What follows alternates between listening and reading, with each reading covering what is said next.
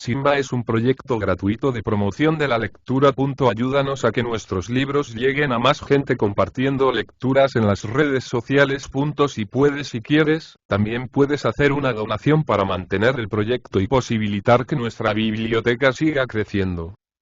Alma enferma. Rufino Blanco Fombona. Cuento índice primero. Toda la tarde estuvo Eudoro, la cabeza entre las manos, los ojos perdidos en no sé cuál lejanía de ensueño, muy lejos de sí mismo, en una escapada melancólica al país de los recuerdos. Estaba triste, muy triste. Por la primera vez amaba de veras, y su amor era la causa de su pena. Ese amor no podía vivir. Lo mataba la inopia. Y el pensamiento del joven, adolorido, se fue a los buenos tiempos de la infancia. El recuerdo es amargo y embriagador como el ajenjo. La memoria de las cosas pasadas, de los amores muertos, de las viejas alegrías, es de una voluptuosidad dolorosa. Eudoro pensó en su padre, en el gallardo militar muerto de cara al enemigo, en pro de su bandera. Tuvo envidia de aquella desaparición luminosa. El hijo del héroe sintió la nostalgia de la gloria. Sentía vagas aspiraciones hacia esa dulce quimera.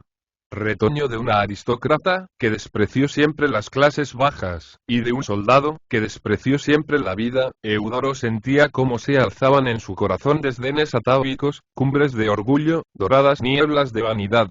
Estas nieblas, ahora rompidas por la miseria, no eran sino trágicos jirones. Estas cumbres, fulminadas por el dolor, ardían. Estos orgullos, enfrenados, se encabritaban como potros cerriles. Nacido en cuna de oro, criado en la opulencia, gozando una primera juventud color de rosa, Eudoro, como la porcia de Muset, vivió. Ignorant le besoin, et jamais, sur la terre, sinon pour la gaucir, nayant bu de misere. Sumido en el pasado, Eudoro veía surgir del fondo del tiempo aquellos días risueños, colmados de bienestar, aquellas noches de fiesta presididas por su madre, joven y hermosa. Después vino la muerte del padre, el abandono de los mejores amigos, la indiferencia de los áulicos de la víspera. Los días radiantes pasaron primero, a los ojos de su espíritu, como una dulce teoría de vírgenes blancas y soñadoras. Pronto vio interrumpida la procesión de frescas hermosuras por una cáfila de euménides de rostros espantables y cabelleras en desorden. Eran los días negros, las horas de miseria y pesar. Su padre, después de todo un poco bohemio, era un despilfarrado. La muerte lo sorprendió en la bancarrota. Su vida, lujosa y dorada, era algo teatral. Caído el telón pudo verse que el brillo era de lentejuelas, el oro oropel, la majestad apariencia, la riqueza ruina, y que sobre aquellos hombros la púrpura encubría la desnudez. El huérfano fue padre. Se encontró, a los 5 lustros de su edad, jefe de una familia de mujeres. Con una educación superficial, educación de diletante que todo lo desflora sin profundizar en nada, con hábitos de lujo, inhábil para otro ejercicio que no fuera el amor, la galantería, aquel joven cortesano, hecho de pronto gladiador en la lucha por la vida, entró en el circo mal armado, y regó la arena con sangre, y abrió surcos con su cuerpo y marcó huellas de lágrimas. Bello como un San Jorge, dulce por temperamento, fino por educación, este enamorado, lirio de los salones, languidecía al golpe violento del huracán. Su tallo se cimbraba, pronto a partirse. Su corola de nieve, abatida, besaba el polvo. Eudoro meditaba en todo esto. Se comprendía débil sin querer confesárselo a sí mismo. Su ensayo de hombre fuerte fue un fracaso. Sin darse cuenta de ello, Eudoro era una víctima. Víctima de sus abuelos ociosos, galantes y soñadores. Víctima de su educación. Víctima de su medio. Del espíritu emprendedor, marcial y aventurero de su padre no tenía Eudoro. Era más bien como uno de sus antepasados maternos. Hermoso, enamorado. Poeta cuya mejor canción era su propia juventud. Espíritu contemplativo. Incapaz para el combate, apto para el placer. Eudoro sufría mucho esta tarde. Su último dolor le rompía el alma. Amaba de veras, como nunca amó. Aquello no era un amor, sino el amor. El padre de la hermosa dorada no transigía con Eudoro. Mataba el sentimiento en el corazón de la niña. La distanciaba del gentil mancebo. Y hacía de su voluntad, dique, para que aquella pasión no rodara sus crecientes linfas en el seno de la beldad. Eudoro comprendía que su indigencia era su perdición. Por eso pensó en su padre, en los buenos días dorados, en su infancia risueña y feliz. De súbito se incorporó, y dirigiéndose como a un interlocutor invisible, dijo rabiosamente: «Me hubiera muerto niño». Se respondía con esto a una pregunta esbozada en su ánimo, a una pálida aspiración de aniquilamiento. Recordando al padre de la niña, rugió: «¡Qué infame! Rechazarme por pobre». Y prosiguió monologando mentalmente: «Por pobre. Nada valen mi nombre, mi juventud, mi amor. Mi padre no ilustró su apellido para que un cartaginés, un vampiro de la banca, un avaro, lo afrentase, rechazándolo. Mi juventud reciba un puntapié de Harpagón. Ese hombre no sabe que un mozo es una mina. En el fondo de un corazón juvenil acaso duerma, como el oro en el yacimiento, la virtud de la intelectualidad poderosa, la perla del heroísmo, el genio en embrión. De la juventud puede esperarse todo porque a todo se atreve. Huella todos los caminos, invade todos los campos, cruza todos los espacios, salva todos los abismos, ama todas las ideas, persigue todos los ideales. La juventud es interesante como que puede ser el alba del prodigio. Cuanto sale de ella es puro como el agua del manantial. Ella es el amanecer del porvenir, la fianza del futuro. ¿Acaso el oro es la felicidad? ¿Un rayo de amor no deslumbra más que el brillo del dinero? ¿Qué moneda sino el beso paga el suspiro de un corazón enamorado? Miserable Eugenio Grandet, te abomino. Pero verás cómo lucho con tu avaricia. Cómo venzo de tu crueldad, anciano terrible. Tu cara es de Tersites, tus ademanes de Cartouche, tus procederes de Loyola. Tienes aspecto de espectro.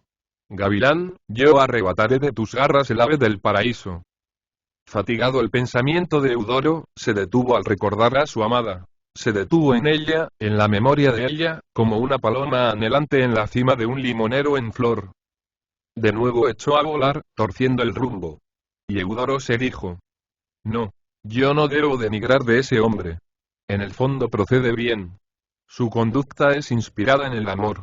Ese padre quiere a su niña. Espera para ella los blancos palacios de mármol, las libreas galonadas de los lacayos, el oro de los candelabros, las sedas, en una palabra, la dulzura de la vida tal como puede concebirla su cabeza de negociante. Después de todo está en lo cierto. Fuera del dinero no hay salvación. Un pobre no tiene derecho al amor. No puede pagarse ese lujo. El amor entre dos pobres es una conspiración contra la sociedad. Un pobre enamorado de una rica es sencillamente un hombre sin pundonor, un cínico. Yo no aspiro a ese dictado. Cállate, corazón. Esconde tu letra. Tu amor es tu ignominia. ¿Quién sabe, por otra parte, cuántas noches de insomnio le cuesta mi pasión a ese infeliz? ¿Qué derecho tengo yo para hacer desgraciado a un hombre por el solo crimen de ser padre de una mujer hermosa? ¿Cómo podría, sin ser un criminal, ceñir de angustia esa cabeza blanca, echar el dolor, como un dogal, al corazón de ese padre? Yo la amo, y en nombre de mi amor la hago sufrir, ensombreciendo el alma de ese anciano. Otro le dará también su amor sin que ese amor cueste ni una lágrima. Ese viejo que me odia tiene un punto de contacto conmigo, su hija. Ambos la queremos. El cariño de esa mujer nos une. Debo estar agradecido al bienhechor de mi amada. Con una sonrisa de tragedia en los labios y una mirada maldita en los ojos, el enfermo, el pobre enfermo de amor, se puso en pie. Su alma, levantada también de un nido de recuerdos, sacudía las negras alas. A lo lejos, hacia el fondo de la casuca, se escuchaba, fresca y vibrante, la voz de una hermanita del soñador que lo llamaba cariñosamente. Eudoro, Eudoro. Y es una noche azul y transparente, noche del trópico, tibia y fragante como lecho de recién casados. La multitud llena las calles. Los letreros de gas fulguran, temblorosos, como arañas trémulas que escalan los muros. El traqueteo de los coches, el chasquido de las fustas, la voz de los pregoneros, la charla de los enamorados, la risa de los alegres, los pasos de la turba, la respiración de la ciudad, constituyen el estrépito wagneriano, la extraña sinfonía de la prima noche. El parque rebosa en gente. Una banda militar suena los cóveres, de cuyas gargantas metálicas surgen notas vibrantes como centellas, suaves como caricias, dolorosas como lamentos, como cintarazos rudos. La multitud la rodea. La banda toca y toca. Aquellos músicos de uniforme, aquellos como soldados artistas, al final de cada partitura se embriagan con el aplauso, y a las veces repiten la tocata con furia lírica, llenos de un ardor marcial. Alrededor del parque la gente se pasea.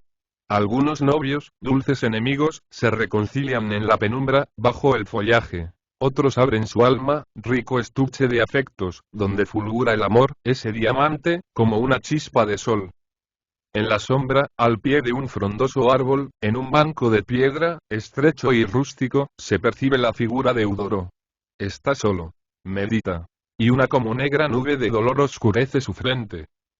La banda rompe de nuevo, después de unos minutos de silencio, con una armonía bélica. Es una marcha militar. Un instante, Eudoro, fuera de su meditación, mira cómo pasaba y repasaba un hombre, marcando el compás. El individuo se devolvía de un farol a otro, en un espacio de 25 metros, casi en la sombra. Se divertía el buen sujeto sin creerse observado. De pronto un grupo de jóvenes, estudiantes acaso, lo advirtió. El racimo humano de mozalbetes lanzó una sonora carcajada y prosiguió a su vez la marcha, marcando el compás. Una pareja de novios, dos muchachos, que venía detrás, del bracero, contagiada, imitó a los estudiantes. Alguien imitó a su vez a los novios, y por un momento fue la plaza batallón alegre y revoltoso que marchaba al compás de la música. Eudoro se sonrió melancólicamente a la vista de aquella multitud danzante y risueña. «¡Qué barato compran algunos la felicidad!», exclamó. Ante la alegría de los demás Eudoro comprendió la profundidad de su tristeza. «Nada de lo que divierte a los otros, me satisface ni me gusta», se dijo. «Yo me siento muy distante de esa multitud». Parodiando al Cristo, yo pudiera exclamar: «Pueblo, ¿qué hay de común entre tú y yo?». Y prosiguió monologando, engolfado mentalmente en una desolada filosofía. «Yo me alejo de la turba. La temo. Me contagia su estupidez. Mi piedad para ella se resuelve en cóleras». La música había terminado. La gente, poco a poco, abandonó la plaza. Apenas restaban grupitos, al pie de los faroles. De los cafés vecinos salían carcajadas. De cuando en cuando atravesaba, el paso menudo, recogido el enfaldo, aromando el ambiente, alguna degota de Afrodita. El cielo parecía un cofre en cuyo fondo azul centelleaban topacios. Los globos de luz eléctrica, pálidas lunas, iluminaban con su blanco fulgor de perla. Un egrio pasó haciendo eses y gritando: «¡Viva la República!». Eudoro pensaba: «La lucha es estéril. ¿Qué beneficiamos de ella? ¿Cómo consagrarle nuestra juventud, nuestras ideas, nuestras energías a una sociedad que nos abandona? Lo único amable es el amor. La juventud es de él, como la primavera es de las rosas. La poesía de la existencia consiste en el dolor de amar. Y cuando un hombre no puede darse al amor se debe dar a la muerte». El soñador volvía al suicidio, como siempre que el dolor lo acosaba. Volvía al suicidio, con anhelo de refugiarse en la tumba. Eudoro se decía: «Un suicida es un valiente.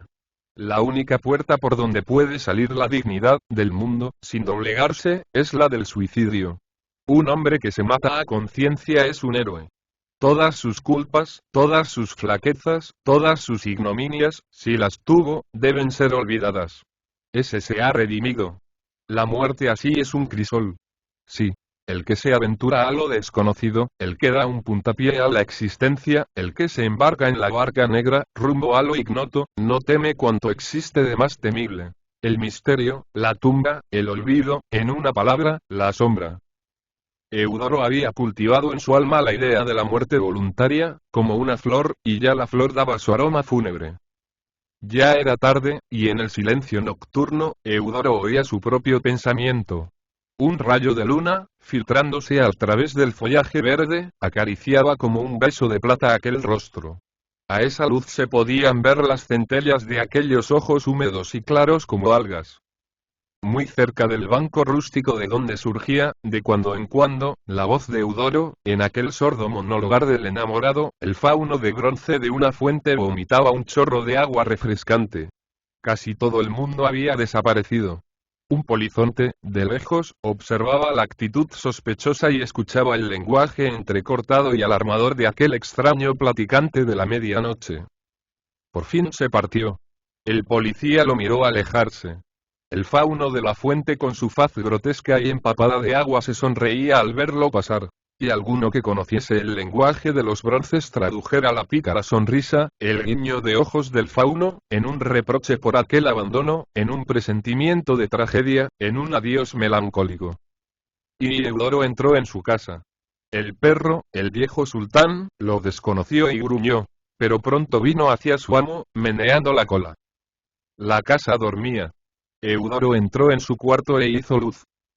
La lámpara, una lámpara con pantalla verde, esparce un fulgor de esmeralda. A esa pálida claridad resplandece una pequeña habitación de soltero. En un rincón, el lecho, de albura inmaculada.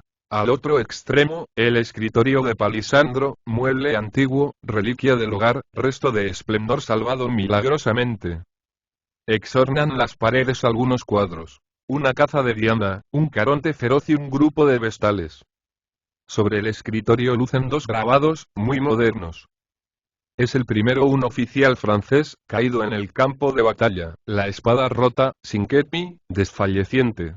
Ha pasado el combate. Un médico de la Cruz Roja con cara de angustia pide un trago de aguardiente a un paisano. Este empieza a escanciarlo de su bota en un vasito, poco a poco, casi con indiferencia. El médico tiende la mano y la vista al frasco generoso, mientras el oficial, muy parecido a Rochefort, parece morirse. El otro cuadro es mucho más risueño. Es la tarde. Un mísero anciano trabajador restituido al hogar de su faena del día, toma asiento en una carretilla y empieza a encender su pipa. Su netezuelo, niño hermoso e ingenuo, lo mira, deja el trompo, y corre a sentarse, lleno de curiosidad, junto al anciano.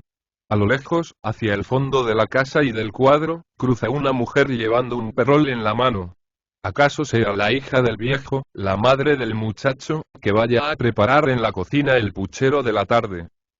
Eudoro, sentado al escritorio, desde que entró, hunde la frente en el pupitre, y, los dedos enclavijados sobre la nuca, yace en una inmovilidad de ataraxia.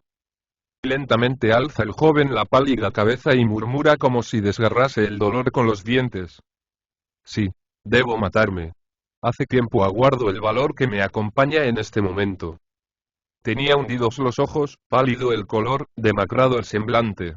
Dos violetas, muy parecidas a las violetas de la muerte, tenían demorado sus párpados. Los labios hacían una mueca trágica. Abrió una gaveta y sacó dos retratos. El uno era de su padre en uniforme de rigurosa gala, de su madre el otro.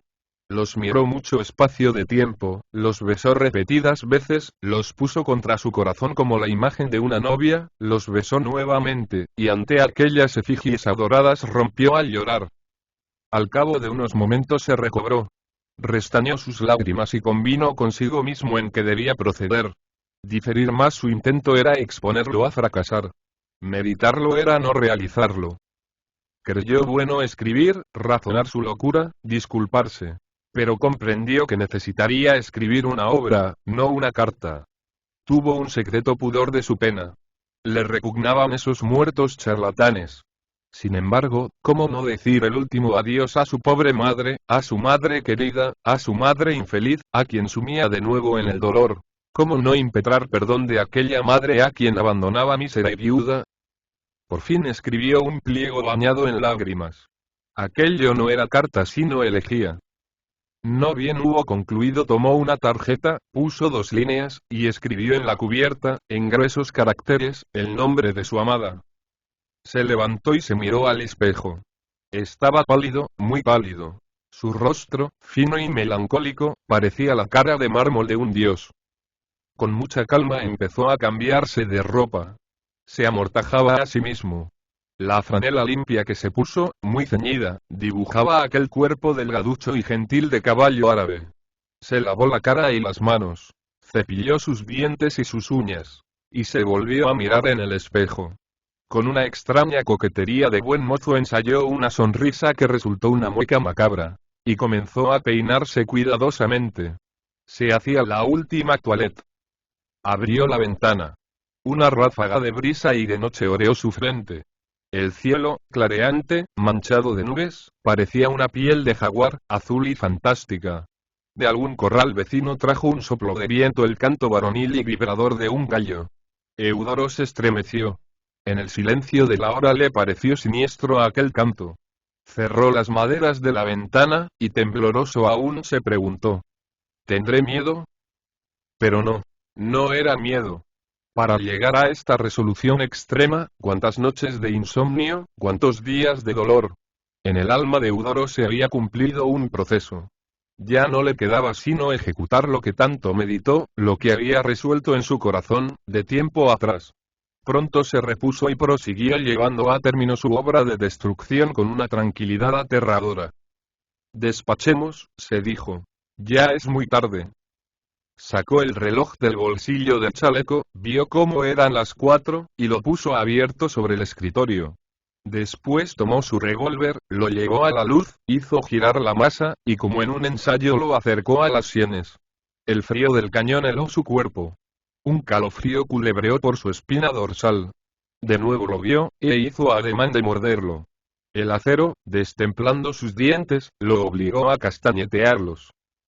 Pero todo esto era apenas una burla a la muerte, una engañifa a la tumba. Él tenía su plan. Se acostó. Se amortajó en la ropa blanca del lecho. Envolvió el revólver en una frazada para que la detonación fuera sorda, para que el ruido muriese ahogado en la cobija.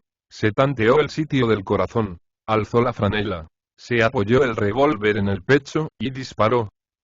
La sangre comenzó a brotar. Las manchas rojas sobre la albura del lecho parecían camelias de púrpura en la escarcha. A la luz verde de la lámpara el rostro del moribundo aparecía más pálido y siniestro. Poco después, de la herida ya no brotaba la sangre a borbotones, sino en una mansa corriente de arroyo, como un cordón de púrpura. ¡Ay! En ese arroyo bermejo se estaba ahogando una juventud. Ese hilo rojo ataba una vida a la tumba.